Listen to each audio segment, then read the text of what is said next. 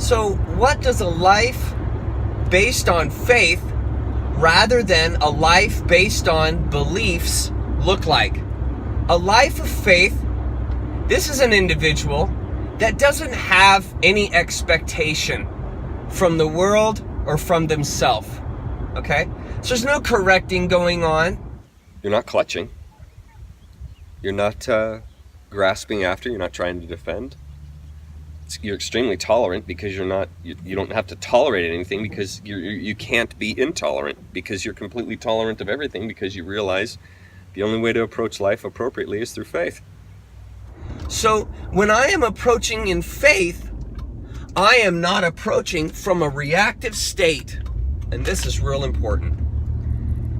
The idea of a dancer, the way a dancer makes their move, let's just call the dancer female, the way she makes her moves natural is that there isn't expectation there. The body is moving from its intrinsic nature.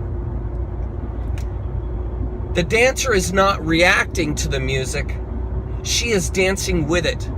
She is at one and present in the moment with the music and with her body and with her mind. All these things are flowing naturally without her brain getting involved. The best dancers are the ones that aren't thinking about it. Their brain isn't getting involved and causing there causing there to be a frustration of the natural flow of energy. A person who approaches the world with a bunch of beliefs is going to naturally be inclined to be reactive, because when the world doesn't align to their beliefs, they react to that. Rather than approaching the world from a state of faith, which is, this is an interesting situation. I'm not going to react to it. I'm just going to learn from it and observe. I'm not going to place my values onto it. A person that has faith doesn't have the feeling that they have to push their values, their beliefs onto the people, because they don't have any beliefs. And the values that they have are instilled and they are at one with them in their nature.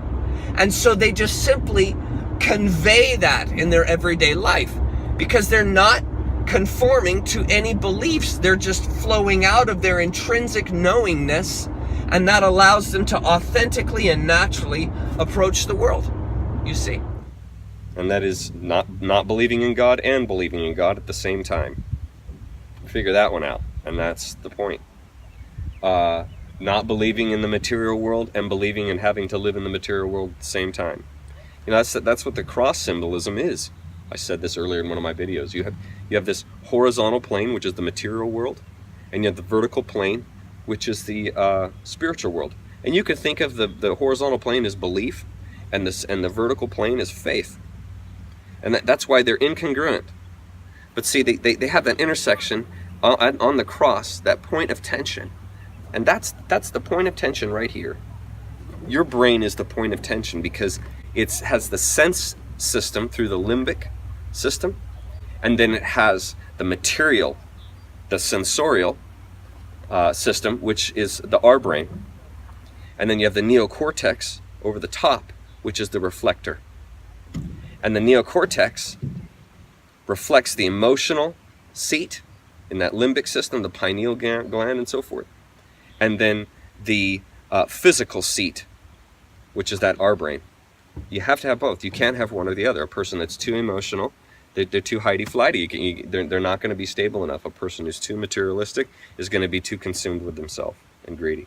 But a person who is equalized in both, that's the point. And that's the point of the cross. That's what the cross is. The death of the ego. Christ's death was the death of the self, the death of the ego. That's the symbolism. If you completely take all of this need for remuneration and all this violence and stuff that Christianity put in it and look at the symbol for what it is, what Christ is representing is the ego, the material body.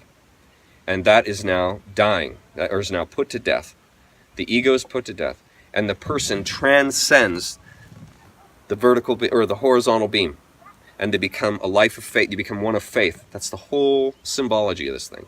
And a person who lives in a life of faith lives in that state of tension. They recognize the horizontal, but they are aligned to the vertical. That's what I mean when I say you come into accord with your intrinsic nature. Your intrinsic nature is your spirit. Beliefs keep you from being able to do that because beliefs hinder the flow of the heart. Because the flow of the heart is completely on a different level than this dualistic thing that Christianity insists in one's life. And so a person who is in faith doesn't need that religious system. They're not a needy, remember I mentioned earlier needy, they're not a needy dependent person. They're not spiritually dependent. A person who's a Christian is spiritually dependent by default because they depend on life to fall within the belief system that they have accepted as ultimate truth. And so life has to be a certain way. That's called dependence. And so that's belief. There's no faith in that approach. Faith is seeing the world, it's seeing yourself all throughout the world. Because what you see all throughout the world is also what's within you. And so when you begin to align to this idea, you coalesce with it. You'll never be one with life as long as you're trying to stick your beliefs in it, because beliefs are coming from your head. They're coming from conclusions and assumptions that you've made, which are pulling you out of the faith state. The faithful approach is, I have no idea what life is. I have no idea really what's going on. I just am looking at patterns and I'm analyzing them and then appropriately adjusting them in my life based on the limbic and the R brain, both based on the whole thing through that neocortex. And that then becomes the approach to life, rather than I demand life to be Christian. I demand everybody has to be Christian or you're going to hell. I demand that to be the case. That's a person who has belief. That's why you put on the suit of armor in Christianity. You got that big breastplate of righteousness, it should say breastplate of self-righteousness, because it's what it is. It's projection. It's taking your frustrations and projecting them onto the world through your beliefs that you're insisting, which is why you're getting everybody to agree with you. It's because misery loves company. And I know it's like all the Christians probably just completely throw their arms in the air and saying, is this guy really, seriously, who does this guy think he is? And the funny thing is, it's like, that's exactly what happens when you think this stuff through. You are experiencing what I experienced in my psyche as I thought it through. And until you do the same, if you just dismiss me, well then you're just cheapening your life and selling yourself short and giving up. You're throwing in the white flag. That's why I said you got to use this thing the other day in the car when I said you've got this faculty, use it. That's what I'm talking about. So just dismissing me and shaking your head and laughing and saying, oh, this guy's an idiot and all that kind of stuff, well, then you're going to just stay in the spot you are. And actually, you should either defriend me, not watch the video, and walk away, because you're not ready. You're not ready to be objective. You're not ready to test your discernment. And the reason that is because you haven't. Because if you lived a Christian life, you haven't really developed your discernment. You haven't, because you've been defining life through Christianity. That's psychological logic. This is really why I don't understand psychologists haven't picked up on this stuff. But I don't understand why psychologists haven't picked up on this abuse bond thing. I mean, look at the evidence that I gave you the other day in that stuff. And then look at faith. Look at this belief in faith I just put to this deal. Have they not thought of that? Why haven't you thought of that? Because you've been insisting life is a belief system. You've been insisting life is based on Christianity, so it is about belief. So you have never really considered what even faith is. Because you think the more belief you have, the more faith you have. And nobody's come along and just said to you, that's a messed up philosophy. And I'm coming along and saying that. I'm saying that's a messed up philosophy, assuming that. Because it doesn't work out that way. And I've just given you 20 minutes worth of reasons why it doesn't work out that way. And I'm not trying to be cynical. I'm not trying to be mean. I don't have an axe to grind or any of that stuff. I'm seriously, I have just spent a decade of my life thinking this garbage through.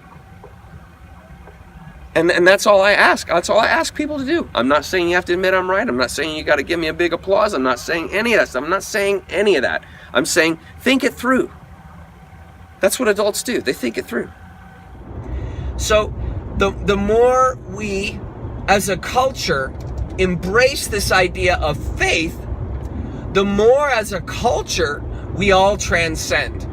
Transcend meaning move past the idea of dualism, Move past the idea of your belief is wrong and my belief is right.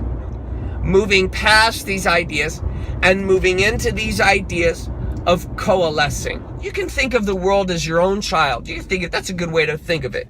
And what would you want with your child? You'd want your child to have all the freedom to be whatever that child is going to be. You would never want to place your opinions and junk on your child. You don't want to indoctrinate your child because you want your child to develop from their intrinsic nature. And this is what the appropriate approach to the world is. This is what Christ was talking about, being like a child, right? Children don't have hang-ups. They don't have a bunch of beliefs that they got to follow, right? Children are free. Children are totally free, and they don't have expectations of other people. They haven't been taught racism. They haven't been taught fear, right? Children might have some natural fears of the dark and stuff like that, but you instill fear in a child when you instill beliefs in the child, because beliefs instill fear. They evoke fear. And so the less beliefs you're shoving in that child, the less of a tendency that they will approach the world from a hostile state, the less tendency that they'll have to be afraid of the world.